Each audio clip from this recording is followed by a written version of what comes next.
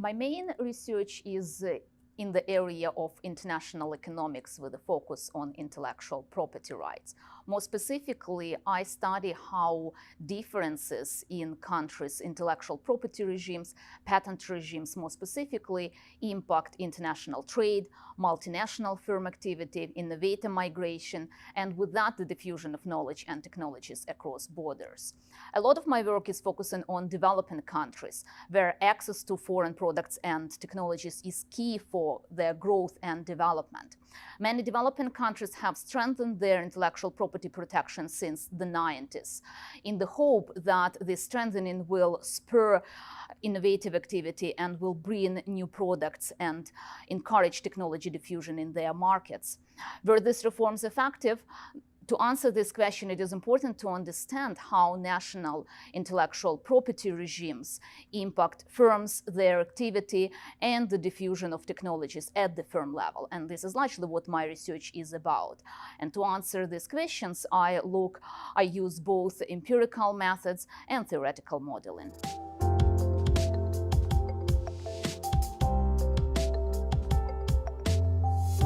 I co-authored one paper with Matthew Boland, who at that time was a Ph.D. student in finance.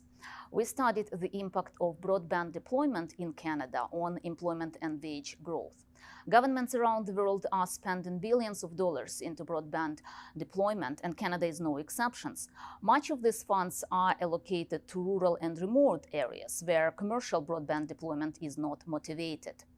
And despite the first broadband deployment took place 20 years ago, to be precisely, it happened in Canada in 1997, and yet until now our understanding of the actual impact is quite limited.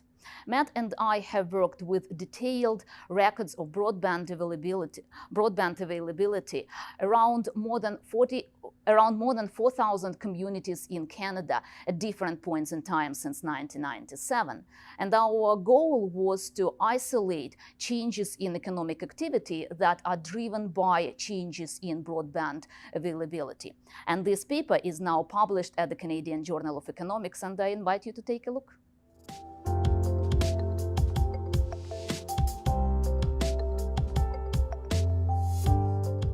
I would like to name 3 key qualifications. First one is good economic background and strong technical skills. PhD program economics is very challenging, and in order to successfully complete the program, you need to be very well prepared. Second is intellectual curiosity.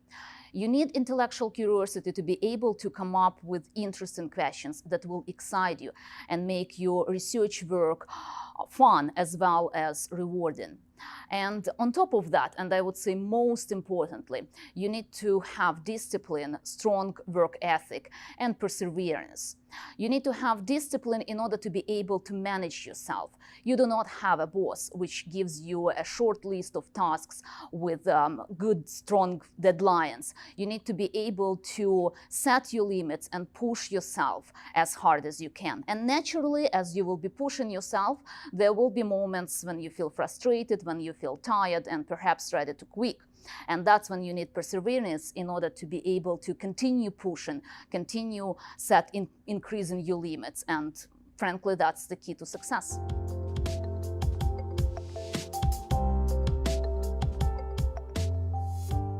Queen's is a world-renowned institution with a very vibrant research culture, and it is very fun and rewarding to be part of this culture.